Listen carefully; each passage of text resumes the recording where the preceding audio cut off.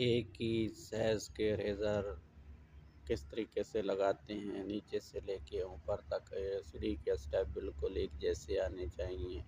ऐसे होता है कि या नीचे का स्टेप बहुत बड़ा होता है या ऊपर का स्टेप बहुत बड़ा होता है।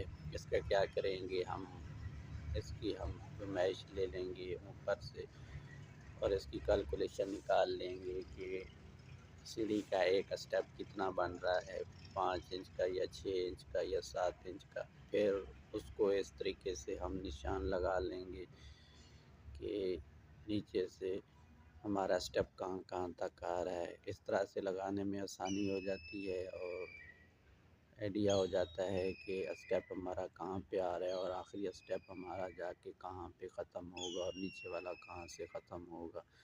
जैसा कि ये देख रहे हैं, अभी हम निशान लगा रहे हैं।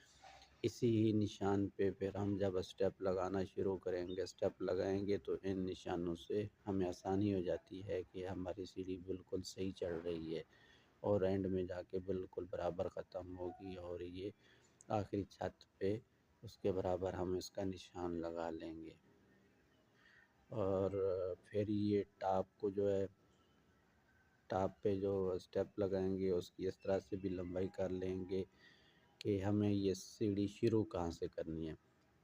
जैसा कि अभी हमने इसको बहुत पीछे हटा के शुरू किया है और जो सीढ़ी बनाने वाले थे उन्होंने ये तकरीबन 1 फुट सीढ़ी जो है ना आगे शुरू की है, हम इसको 1 फुट हटा के बना रहे हैं क्योंकि इन्होंने स्टेप को 10 इंच का बना दिया है। हालांकि जगह भी काफ़ी थी लेकिन 10 इंच का स्टेप बना के सीढ़ी बिल्कुल तंग कर दी।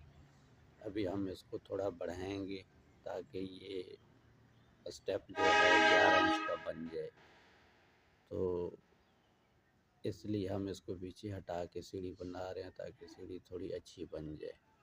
इस तरह से फिर हम इसका गुनिया निकाल देंगे। गुनिया निकालने के बाद अभी हमने इसको लगाना शुरू कर दिया है।